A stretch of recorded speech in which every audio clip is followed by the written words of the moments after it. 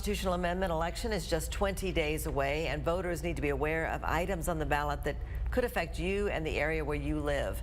For example, Wolfforth voters are facing a historic decision this election whether to designate their town as a home rule city. KCBD News Channel 11's Brittany Crittenden joins us now with how city leaders say it would put more power back in the hands of the people. Brittany?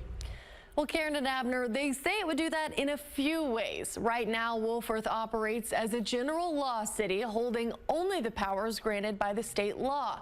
The city manager says becoming a home rule city would allow Wolfforth to establish its own form of government within those state regulations. Hoping that in November our citizens will get out and support that charter and kind of send Wolfforth into the next phase of our life as a city.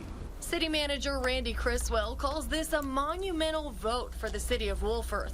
He says most cities are already home rule or aren't growing enough to become one. It's a kind of symbolic of what I hope will be Wolfforth's growing up from the small rural community of 2,000 people to what is now a pretty vibrant and rapidly growing community of about 7,000, we think, probably today. While the sign hasn't changed yet, its population of more than 5,000 people means it can make the change. It grants you much greater authority and flexibility to define who you want to be as a city, what's your form of government, how you want that to work, and how many people you want to sit on your council and what their terms are going to be. Criswell says it gives more power to the people through recalls, initiatives, and referendums.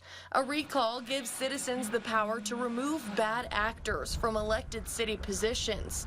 Initiative and referendum give citizens the power to put new ordinances before council or vote to rescind them. The beauty of the home rule charter and those types of things is that it forces the governing body of the city, if they are resistant, which they might or might not be, but it forces them to take certain action and to put certain things in the hands of the voters.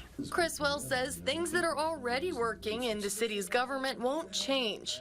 On the city council, the new charter would mean candidates would run in spots instead of against the entire field. For us, it'll all be at large. They'll all represent the entire community, but it'll allow for a little bit different level of competition from a council election perspective. The city of Wolfforth has been trying to let people know about this vote through its Facebook page. The proposed charter and a list of frequently asked questions are also on its website. Karen and Abner.